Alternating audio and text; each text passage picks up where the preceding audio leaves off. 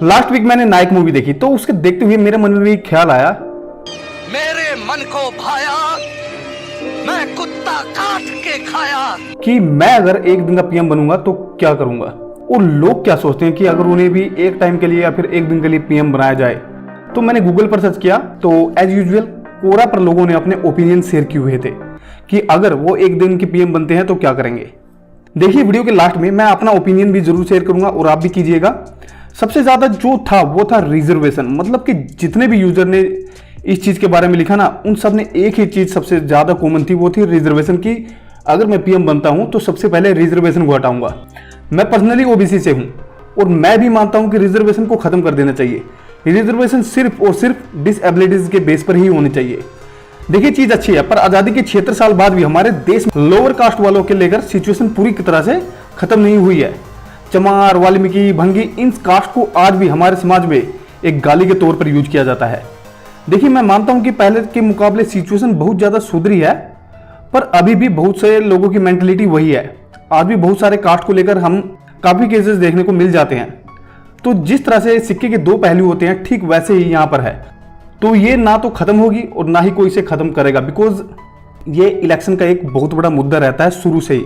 हाँ, ये जरूर किया जा सकता है कि इलेक्शन के टाइम पर अगर कोई भी नेता मुंह से कोई भी जातिवाद शब्द निकालता है या जाति या धर्म के नाम पर वोट मांगता है, अगर दोषी पाया जाता है, वैलिड एविडेंस मिलते हैं, तो उसको इलेक्शन के लिए इनएलिजिबल कर देना चाहिए। Shut down liquor shop. काफी सारे लोगों ने लिखा कि अगर मैं पीएम बनता हूं तो मैं लीकर शॉप को जो है दारू के ठेके हैं उन्हें बंद कर दूंगा। अगेन इसके एक पहलू को देखें तो बुरी चीज है, बंद कर देना भी चाहिए, पर दूसरी तरफ ये भी है कि अगर लीकर शॉप बंद कर दी जाए तो सरकार के पास सबसे ज्यादा फंड लीकर से आता है और ये फंड की बहुत कमी हो जाएगी, क्योंकि बहुत सी स्टेट गवर्नमेंट दारू के भरोसे ही चल रही है। जो भी स्टेट है उसके रिवेन्यू में कम से कम 25% रिवेन्यू में कंट्रीब्यूट कर रही है और कुछ स्टेट में से 50 से 55% भी है। तो लीकर को लेकर ऑलरेडी मैं पूरी कंप्लीट वीडियो बना चुका हूं, तो अगर आप चाहो तो वो वीडियो देख सकते हो। पर यहां पर मैं इस चीज को क्लियर कर देता हूं कि यूएस, जर्मनी और काफी सारी बड़ी बड़ी कंट्रीज ने जो है लीकर शॉप को बंद करके देख लिया है, यानी कि दारू पर पाबंदी लगा के देख लिया है, पर कुछ नहीं हुआ। उल्टा स्मगलिंग जैसी चीजों को और बढ़ावा मिला है, यानी कि दूसरे देशों से दारू आने लग गई थी। आप अपने इंडिया में देख लीजिए, कहने को बिहार में दारू बैन है, पर बिहार में दारू बैन होते ही यूपी और वेस्ट बंगाल का रेवेन्यू जो है बढ़ जाता है।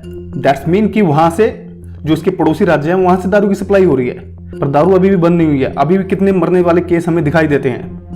पनिशमेंट टू रेपिस्ट, ये सही है, क्योंकि लोगों का सही मानना है यहाँ पर कि अगर कोई भी रेपिस्ट, खास करके उसने माइनर से किया है, तो प्रॉपर सबूत मिलते ही उसको सजा जरूर मिलनी चाहिए। हमारे देश में आपने देखा होगा कि एविडेंस प्रॉपर मिलने के बाद भी से केस जो 8-8, 10-10 साल तक चलते रहते हैं। तो इस चीज पर जरूर विचार करना चाहिए कि जल्द से जल्द सुनवाई हो और केस को निपटा दिया जाए। पर दूसरी तरफ ये भी देखा जाए कि आजकल झूठे केस भी बहुत चल रहे हैं, तो ये भी जरूरी है कि प्रॉपर एक इन्वेस्टिगेशन हो।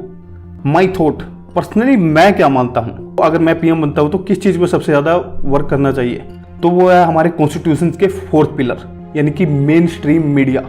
इनको एक प्रॉपर फ्रीडम देनी चाहिए, क्योंकि अगर इनको एक प्रॉपर फ्रीडम मिल जाए ना, तो देश की आधी ज्यादा सिचुएशन तो वैसे ही ठीक हो जाएगी। हमारे देश की मेन स्ट्रीम मीडिया जो प्रेस फ्रीडम इंडेक्स है वो 161वें नंबर पर है। तो आप खुद अंदाजा लगा सकते हो कि 161वें नंबर की मीडिया हमें कितनी सच्चाई दिखाएगी। और हमारे देश की मीडिया की हालत इतनी खराब है कि आज उन्हें गोदी मीडिया के नाम से बुलाया जाता है, क्योंकि ये मीडिया वाले सफेद झूठ बोल रहे हैं, जिसको कोई भी समझदार आदमी आसानी से पकड़ सकता है। सत्ता में मौजूद सरकार से सवाल करने के बजाय विपक्ष से सवाल करते हैं। अब इनकी भी मजबूरी है। पहला रीजन है फंड और दूसरा है रेड। अगर सच दिखाएं तो सत्ता में मौजूद सरकार इनके ऑफिसेज में ईडी, सीबीआई, आईटी की रेड करवा देगी। पीछे 1-2 इंसिडेंट जैसे कि बीबीसी हिंदी और दैनिक भास्कर के ऑफिस में हमें देखने को मिले थे। दूसरा है फंड। एक स्पोर्ट्स चैनल की कीमत कितनी होती है? 15 से 22 रुपए तक। वहीं एक न्यूज चैनल, शायद कोई न्यूज चैनल होगा जो 1 रुपए में आता हो। एक न्यूज़पेपर 5 रुपए में आपको इतनी न्यूज छाप कर देता है। तो ये कॉस्ट कहां से आएगी? ये कॉस्ट आती है पॉलिटिकल एड से। जब भी इलेक्शन आते हैं, चाहे वो स्टेट गवर्नमेंट के हो या सेंट्रल गवर्नमेंट के, इन न्यूज चैनल वालों के पास अंधा पैसा आता है, क्योंकि फुल एडवर्टाइजमेंट होती है और सत्ता में मौजूद सरकार इन्हें सबसे ज्यादा पैसा देती है। तो यहां पर कुछ ऐसा सिस्टम बिल्ड करना चाहिए कि न्यूज चैनल वाले सुप्रीम कोर्ट के अंडर आए, कि अगर ये कोई फेक न्यूज फैलाते हैं तो इन पर एक्शन सुप्रीम कोर्ट ले। फॉरेन में बात करें जैसे कि यूएस में, वहां पर प्रेस फ्रीडम इंडेक्स है 80 के करीब है। वो क्यों है?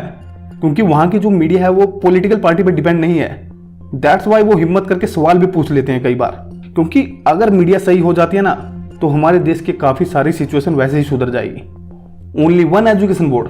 देखिए, भारत का एजुकेशन सिस्टम अंग्रेजों के ज़माने से चल रहा आ रहा है, मतलब कि उसी पुराने घिसे पिटे पैटर्न को ही आज भी फॉलो किया जा रहा है। तो आज के टाइम में हर कोई इस चीज़ से अवेयर है कि इंडियन एजुकेशन सिस्टम सिर्फ रट्टाफिकेशन पर बेस्ड है। तो देखो, ये चीज़ होगी धीरे धीरे ठीक, एकदम से ये चीज़ ठीक नहीं हो सकती। तो यहाँ पर जो चीज़ सबसे पहले ठीक हो सकती है वो है ओनली वन एजुकेशन बोर्ड। पूरे इंडिया में एक ही बोर्ड होना चाहिए। अभी क्या है, सीबीएसई बोर्ड अलग है, आईसीएसई बोर्ड अलग है, स्टेट बोर्ड अलग है, जैसे कि Haryana board, UP board, MP board, West Bengal board. तो ये इतने सारे बोर्ड की जरूरत क्या है? कोशिश करो कि पूरे इंडिया में एक ही बोर्ड बिल्ड हो जाए। जब वन नेशन वन इलेक्शन का मुद्दा उठ सकता है तो वन एजुकेशन वन बोर्ड का मुद्दा क्यों नहीं? पूरे इंडिया में एक ही बोर्ड इंप्लीमेंट होना चाहिए, और स्कूल प्राइवेट हो या गवर्नमेंट, दोनों में ऑप्शन हो कि आप हिंदी मीडियम से पढ़ना चाहते हो या इंग्लिश मीडियम से। देखिए, और अगर गवर्नमेंट स्कूल के जो हालात आज हैं उसे अगर सुधारना है तो साफ सिंपल है, जो भी गवर्नमेंट एम्प्लॉय है उनके बच्चों को गवर्नमेंट स्कूल में पढ़ना होगा, चाहे वो आईपीएस हो, आईएएस हो या फिर एक government PN.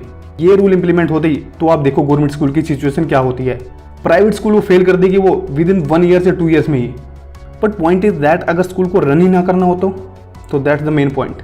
2 time election every 2.5 year. अभी थोड़े दिन पहले वन नेशन वन इलेक्शन का मुद्दा उठा था, पर फिर से ये ठंडा पड़ गया। अभी देश में क्या है, हर साल इलेक्शन होते हैं, यानी कि साल में 5 से 6 बार इलेक्शन किसी न किसी स्टेट में देखने को मिल ही जाएंगे। देखिए, अगर 5 साल में एक बार इलेक्शन होंगे तो इसके भी कोई नेगेटिव इम्पैक्ट पड़ेगा, मतलब कि नेता लोग सीधे 5 साल के बाद आपको अपनी शक्ल दिखाएंगे। तो इसका सबसे बढ़िया सिस्टम क्या है कि 5 साल में 2 बार इलेक्शन हो, 2.5 साल के गैप में। पहला साल लोकसभा इलेक्शन का और उसके पूरे 2.5 साल बाद विधानसभा इलेक्शन, यानी कि जितने भी स्टेट हैं उनका एक साथ। और दोनों इलेक्शन के अपने मंथ और वीक फिक्स हों कि हर 2.5 साल बाद इसी टाइम पर इलेक्शन होंगे। तो इससे क्या होगा कि नेता लोगों को एक ये भी होगा कि हर 2.5 साल बाद फेस दिखाना है। तो 5 साल के कंपैरिजन में 2.5 साल सही है। तो इससे कहीं ना कहीं जो पैसे को लेकर कहा जा रहा है कि इलेक्शन में बहुत ज़्यादा खर्च होता है, तो उससे सहूलियत कुछ ना कुछ हद तक मिलेगी डायरेक्ट 5 साल कराने के बजाय। तो इस चीज़ को ऐसे ही इंप्लीमेंट नहीं किया जा सकता, इसके लिए टाइम लगेगा। और जब किसी देश के प्रोग्रेस की बात आती है ना, तो वहाँ पर 15-20 साल कोई बड़ी बात नहीं है। Top making new religious palace, जितने भी धार्मिक पैलेस है उतने बहुत हैं यार, चाहे वो मंदिर हो, मस्जिद हो, गुरुद्वारा हो या फिर चर्च। वैसे भी भारत में धार्मिक जगह की कोई कमी नहीं है। हर 2 किलोमीटर पे आपको एक मंदिर या मस्जिद कुछ ना कुछ देखने को जरूर मिल जाएगा। क्लीन ऑल रिवर, अब लोग तो मानेंगे नहीं, तो किसी ना किसी तरह से एडवांस में तैयार रहना है कि जो भी वेस्टेजेस आए वो पूरी नदी में दूर तक ना फैले। जैसे कि विसर्जन होता है, गणेश विसर्जन, दुर्गा विसर्जन, जो भी होता है, तो इस चीज़ को भी हमें ध्यान रखना चाहिए। और हमारी नदियों की हालत देखिए बहुत ख़राब है, बरसों हो गए किसी ने इनको क्लीन नहीं किया। नाम के तौर पर हम नदी को एक भगवान के तौर पर पूछते हैं, पर इनकी हालत बहुत ख़राब है। Change the Indian taxation system. देखिए, इंडियन टैक्सेशन के ऊपर मैं जल्द ही एक पूरी की पूरी वीडियो लाने वाला हूँ, बिकॉज इंडियन टैक्सेशन का सिस्टम काफ़ी हद तक ख़राब है, जिसकी वजह से बहुत सारी कंपनियाँ इंडिया में इन्वेस्ट करने से डरती है, नई कंपनियाँ अपने मैन्युफैक्चरिंग प्लांट लगाने से डरती है। तो कुछ ना कुछ तो है।